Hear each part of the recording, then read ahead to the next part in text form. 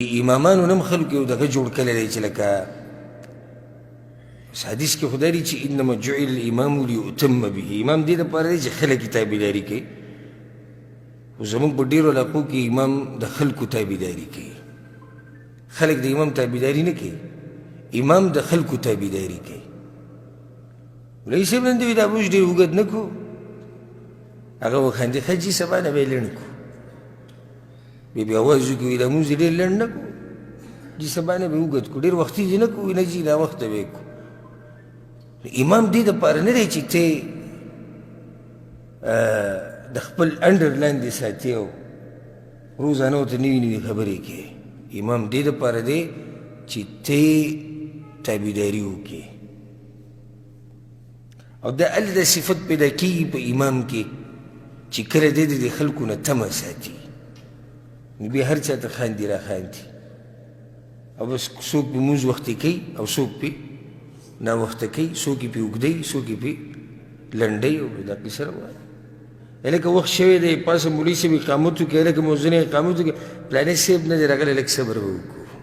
نو ته امام داسې شي، ته پلاني صاحب ته نه، پلانی خان صاحب نه دی راغلی، ملک صاحب نه دی راغلی، او هغه نه دی راغلی، او دغه نه دی راغلی.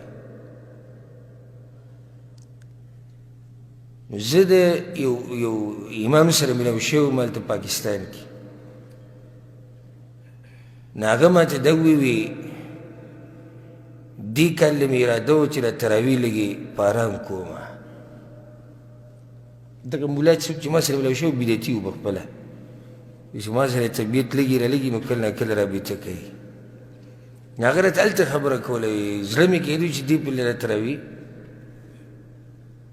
بلکل د سنتو مطابق کومه، او چا پرې نه ښوده، چا وایي پرې نه ښوده، ټول تا نن اوږد مونځ دې وکړو، نن دې داسې وکړو، نن دې داسې وکړو. زموږ یو ملګری دی، هغه دلته د سعودي عرب کې پاتې شوی، ما و هغه یو ځای د انګلیش د سبق موږ یو ځای ویلی و، بیا هغه لاړ پاکستان ته هلته و، هغه سره زه ملاو شوی وم، نو هغه ما ته قصه کوله، نو وی امام نه و راغلی، زه ور مخکې شوم مانځه ته. نو خو دا مونځ داسې په ارام کېږي لکه څنګه چې دلته کېږي. وی مونځ ما خاک شاد وکړو ښایسته، وی سلام یې وګرځو، هغه یو راپاڅېد، وی چې وابیانو ته خو په اوږد مونځ پیسې میلاوېږي، تا له څوک پیسې درکوي چې مونځ دې اوږد کړی. وابیان که مونځونه اوږدوي نو هغو ته به پیسې میلاوېږي، تا راپسې د ځای نه داسې وابي جوړ کړی دی مونځ دې اوږد کړو. نه وابیانو ته پیسې نه میلاوېږي، وابیانو د پیغمبر حدیثونه ویلي دي، هغې کې دا دي چې مونځ په ارام کې په اطمینان او په سکون به کې. نو هلته د امام غریب د دې ټولې علاقې تابعداري او کارونه پې هم کوي اکثر، مولوي صاحب دا کار وکړو، مولوي صاحب دغه کار وکړو، مولوي صاحب دا کار. نو الله دې داسې حالاتو نه موږ ساتي. نو غلطي د طرفینو نه وي، کله جومات والا ټول د امام حق نه پېژني، بېدینه یې، د امام حق دی.